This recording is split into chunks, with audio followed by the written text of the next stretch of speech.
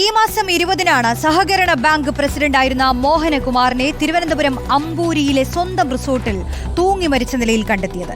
സംഭവത്തിന് പിന്നാലെ മോഹനകുമാറിന്റെ ആത്മഹത്യാക്കുറിപ്പും പുറത്തു വന്നിരുന്നു. എന്നാൽ മോഹനകുമാറിന്റെ മരണത്തിൽ ഇതുവരെയും അന്വേഷണം ആരംഭിച്ചിട്ടില്ലെന്ന് കുടുംബം ആരോപിക്കുന്നു.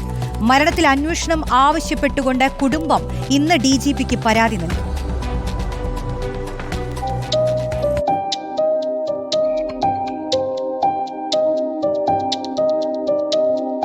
കഴിഞ്ഞയാഴ്ചയാണ് തിരുവനന്തപുരം അമ്പൂരിയിൽ സഹകരണ ബാങ്ക് പ്രസിഡന്റ് മോഹനകുമാർ തൂങ്ങി മരിച്ചത്.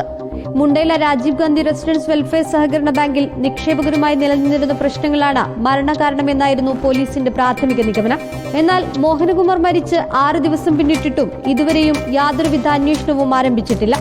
സംഭവവുമായി ബന്ധപ്പെട്ട് ഒരു FIR പോലും രജിസ്റ്റർ ചെയ്തിട്ടില്ലെന്ന് മോഹനകുമാറിന്റെ കുടുംബം ആരോപിക്കുന്നു. മരിച്ചിപ്പോൾ 6 ദിവസമായി, ഇതുവരെ ഒരു FIR പോലും രജിസ്റ്റർ ചെയ്തിട്ടില്ല. നമ്മുടെ ആരുടെ ഒരു സ്റ്റേറ്റ്മെന്റ് ഒന്നും എടുത്തിട്ടില്ല.